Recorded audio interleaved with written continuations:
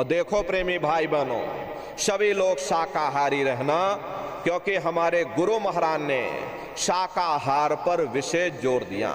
गुरु महाराज हमारे कहते थे, ए बच्चे बच्चियों, तुम लोग शाकाहारी रहना, शाकाहार का प्रचार करते रहना, इसी से देश और दुनिया में भारी परिवर्तन होगा।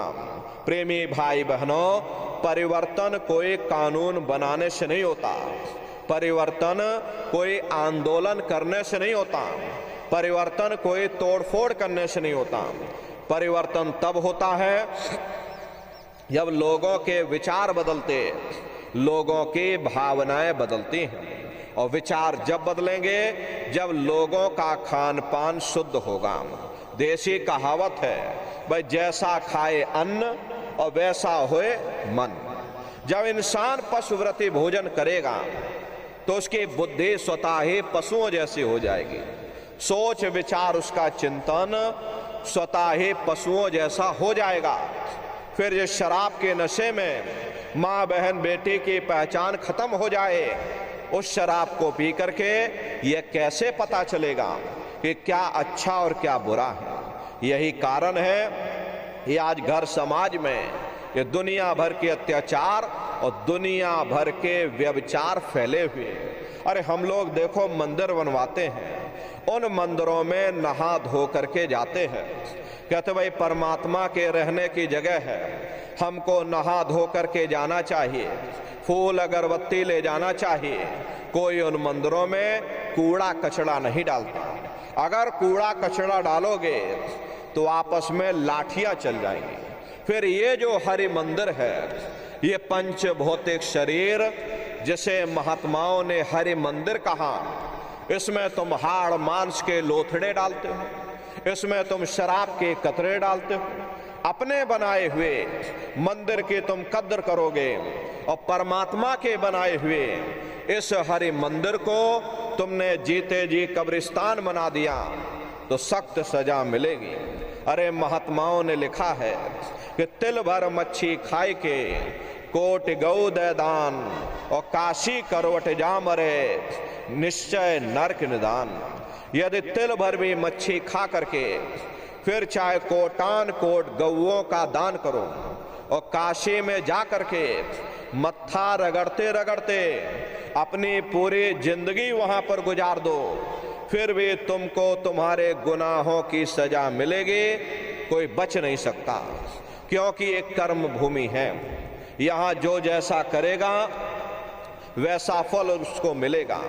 देखिए इस कर्म भूमि पर कृष्ण भगवान तक नहीं बच पाए।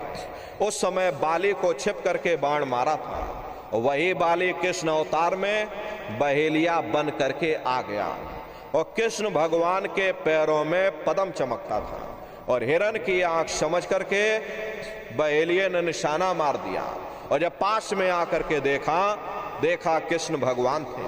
अफसोस करने लगे, लेकिन कृष्ण भगवान ने उसको समझाया कि भाई इसमें तुम्हारा कोई दोष नहीं है, उस समय हमने तुमको मारा, आज तुमने हमको मार दिया, हमारा तुम्हारा अदला बदला पूरा हो गया। कर्म प्रधान विश्व रच राखा और जो जस करे सो तस फल चाखा।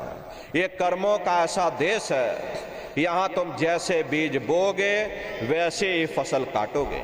इसलिए प्रेमी भाई बहनों, हमारी आपसे प्रार्थना है कि आप लोग शाकाहारी रहिएगा। ये तरह तरह की बीमारियां जो आज के समय में आ रही हैं, इसका मुख्य कारण एक ही है, लोगों का खान पान गंदा हो गया।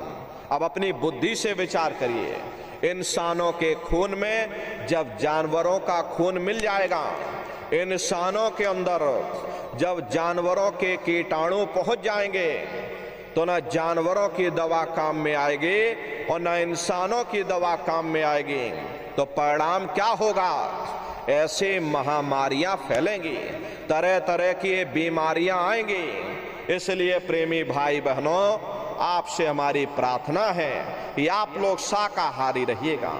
अरे शरीर निरोगी है तो सबसे बड़ा सुख है।